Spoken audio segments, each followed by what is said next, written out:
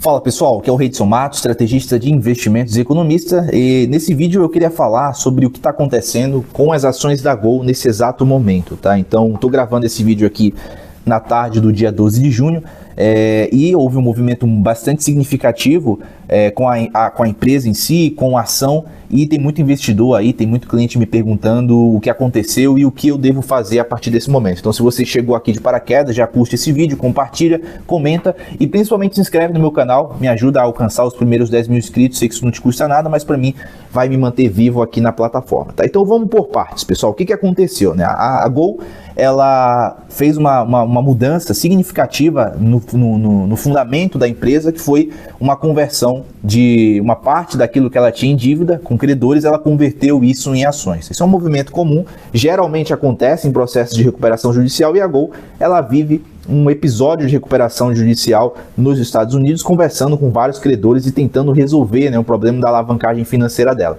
Eu tô com números aqui do primeiro trimestre de 25, tá? Que ilustra mais ou menos como que a empresa ela estava até então configurada, né? Então, no primeiro trimestre, ela reportou uma dívida líquida de 33,2 bilhões de reais, tá?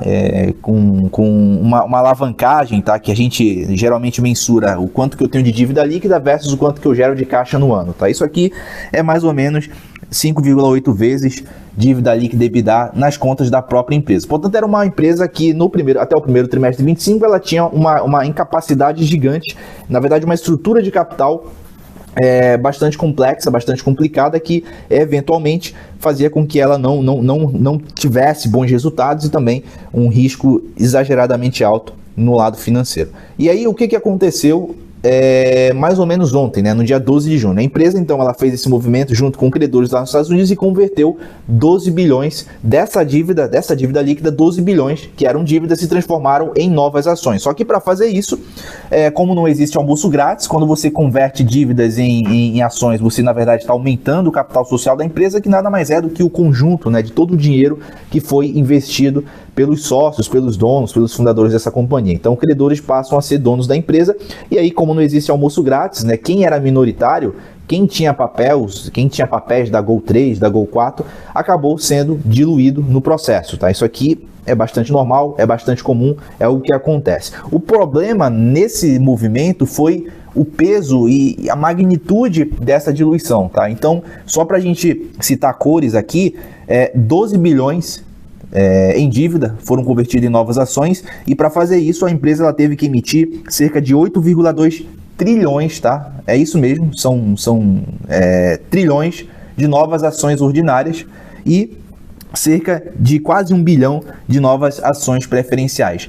Então, perceba a magnitude, tá? Eu tô falando de trilhões, eu não lembro de ter visto uma outra empresa com trilhões de papéis emitidos, tá? É uma magnitude gigantesca. Só para vocês terem noção, com o movimento, com a diluição que é esperado nesse movimento, alguns bancos, tá? E aí eu vou citar um sell-side em específico, ele calculou o tamanho dessa magnitude e chegou em uma conta de mais de 98% de diluição para quem tinha as ações. Portanto, é uma diluição que eu, na minha visão, assim, no meu histórico de bolsa, na minha experiência, nunca tinha visto isso, tá?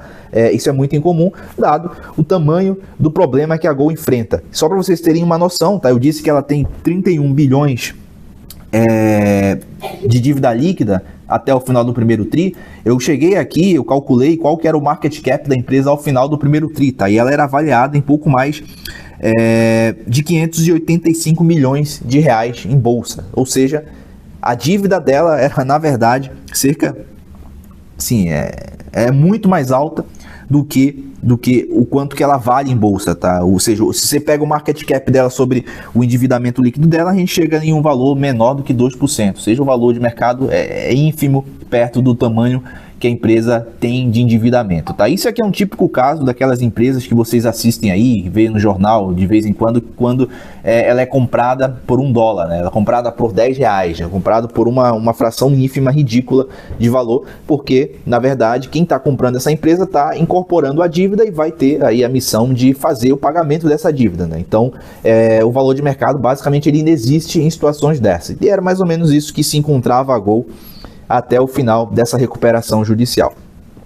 Dito isso, tá? Quais os movimentos que estão acontecendo e que estão pegando os investidores de surpresa, tá? O primeiro e mais importante é a mudança no ticker de negociação da Gol na B3, tá? Então as ações ordinárias saem de Gol 3 e passam a ser Gol 53. E as ações preferenciais saem de Gol 53 e passam a ser Gol 54. Então essa é a primeira mudança que você provavelmente já deve ter se assustado aí se você abriu a sua conta e enxergou um ticket diferente aí nas suas ações da Gol. A segunda mudança é o efeito da diluição, tá? E aí, assim, pelas regras da CVM, pelas regras das empresas listadas, né, no caso pelas regras da lei das SAs, toda vez quando você tem um movimento de diluição de acionistas, seja por uma subscrição de novas ações, né, uma oferta secundária, ou mesmo por essas conversões de dívidas por novas ações, você precisa dar para os minoritários um direito, tá, uma preferência de subscrição de novas ações, justamente para ele recuperar a parcela que ele perdeu por meio desse processo, tá? E como é que ele vai recuperar? Ele vai ter que aportar mais dinheiro na empresa, vai ter que tirar do bolso mais dinheiro na empresa, senão ele vai ser diluído. E como a diluição é acima de 99%, muito provavelmente, se você, sei lá, tinha alguns milhares de reais alocados em Gol, você vai abrir o app e vai ver provavelmente algumas centenas de reais, tá?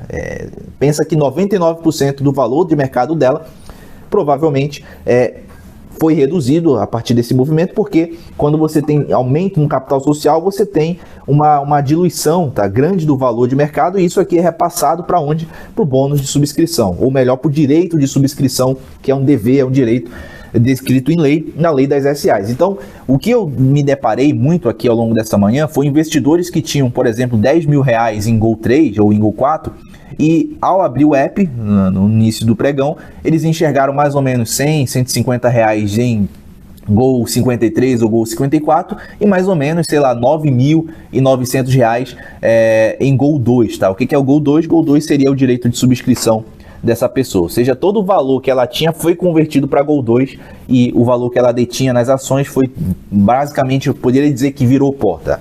Esse é o cenário, tá? E aí o que eu estou recomendando para os meus investidores, para quem acompanha, para quem investe comigo, para quem faz parte da nossa consultoria?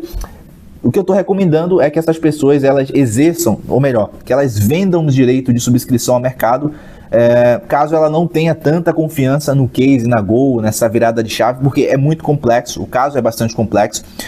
Lembrando que a alavancagem da empresa, mesmo com esse movimento de conversão de dívida, vai permanecer muito alta. E aí a própria companhia, em fato relevante, ela faz algumas estimativas sobre para quanto vai a alavancagem dela e sai de 5,8 vezes para 5,4 vezes, isso aqui continua muito alto. É muito alto, ainda é um problema e ainda vai ter alguns outros desdobramentos. E é claro que tem muita gente que entrou no papel imaginando, por exemplo, o governo, né, entrando, ajudando, injetando dinheiro na empresa ou emprestando dinheiro com custo muito baixo. Ou seja, uma ajuda do governo seria sim um gatilho que faria a ação voltar a se valorizar em bolsa. Uma outra forma de você ganhar dinheiro, um outro gatilho seria, por exemplo, a fusão da Gol com a Azul. Então existem sim movimentos, gatilhos potenciais que poderiam fazer com que a ação se valorizasse e potencialmente eu comprando agora na baixa ganhasse bastante dinheiro. Sim, existiria. O problema é a probabilidade disso acontecer, né? E assim, geralmente a gente precisa entender que não existe almoço grátis, tá? Se o governo ele empresta dinheiro para a empresa, ele aumenta o endividamento da empresa com custo baixo, é uma coisa. Agora, se ele injeta capital comprando parte, né, do patrimônio líquido dessa empresa, muito provavelmente ele vai ser via oferta secundária. Isso pode gerar uma diluição e fazer justamente novamente o mesmo cenário que a gente está vivendo agora, tá? Então, existem várias incertezas que são inerentes desse processo de reestruturação financeira e por mais que, assim, para algumas pessoas isso aqui seja tentador, como analista, tá? Como alguém que estuda o fundamento de uma empresa, eu me sinto muito na incapacidade de entender como que isso aqui não reflita em riscos potenciais mais altos do que a valorização potencial, tá? Então, na minha visão, por fundamento, não tem como recomendar as ações da Gol. Então, dado que não tem como recomendar as ações da Gol, para mim não faz sentido exercer o direito, tá? Exercer o direito de Gol 2 para evitar a diluição. Então, na minha visão, seria mais interessante você vender esse papel a mercado e recuperar o dinheiro. É claro que, muito provavelmente, vários investidores que receberam o Gol 2 também vão pensar na mesma coisa, né? Vão querer vender esse papel para recuperar o dinheiro. E aí que está o grande problema, né? Porque, assim, o direito de subscrição, ele te dá, na verdade, o direito de recomprar mais papéis para você manter a mesma participação que você tinha antes no capital social. O ponto é, todas as pessoas, todos os investidores têm dinheiro sobrando em caixa para fazer esse pagamento? Na minha visão, eu acredito que não, e é por isso que eu acho que muita gente também vai vender a mercado esses mesmos papéis, e aí, óbvio que aqui tem um risco de mercado significativo, tá? Pode ser que isso aqui seja vendido com um desconto muito grande e as pessoas possam receber aí um potencial perda financeira por conta do movimento. É claro que quem entrou em Gol muito provavelmente já sabia desse risco, ou seja, já entendia que o case era bastante arriscado, e eu sempre falei bastante sobre isso, tá? Acho que não fazia nunca, na minha visão, não fazia sentido tentar essa especulação, e aí obviamente é o risco que se corre, né? Então, se você comprou o Gol lá atrás, pensando que ia ganhar muito dinheiro, acho que o movimento que a Gol fez agora é uma sinalização de que não é um passeio no parque, tá? Assim, as coisas não acontecem da maneira que a gente sempre quer, não existe almoço grátis, tá? Não vai ser fácil você reduzir essa alavancagem financeira da Azul. Ela estima que ela possa chegar em 3 vezes dívida líquida EBITDA até o final de 2027, o que seria positivo se ela conseguir fazer esse movimento. Agora não é um movimento fácil, tá? É um movimento difícil e complexo. Além da própria diluição de mais de 99% dos minoritários, tá? Ela também fez um movimento importante no quesito operacional, que foi mudar a estrutura na qual o lote padrão dessas ações vão ser negociados em bolsa, tá? Para quem aí é mais expert em ações, sabe que o lote padrão são 100 unidades, tá? No caso de Gol 53 e Gol 54, o lote padrão vai ser 1.000 unidades. Por que vai ser 1.000 unidades? Dado que houve uma diluição muito alta, muito significativa. E aí, o lote padrão passa a ser 1.000 unidades, a conversão de cada reais por unidade de ação passa a ser reais para 1.000, ou seja, há um movimento bastante significativo aqui de redução de valor para as ações da Gol.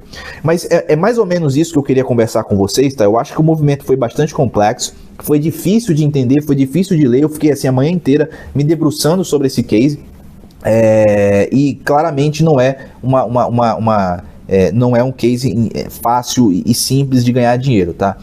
Mas então essas são as minhas recomendações. Agora eu quero ouvir vocês, o que vocês acham. Vocês vão permanecer, vão subscrever essas novas ações, vão vender a mercado? O que vocês acham sobre Gol? Compraria? Estão ainda confiantes de que uma fusão com a Azul ou uma entrada do governo aí para salvar o dia, estão confiantes de que isso vai valorizar a ação? Escreve aí que eu quero te ouvir, e até mais, forte abraço e até a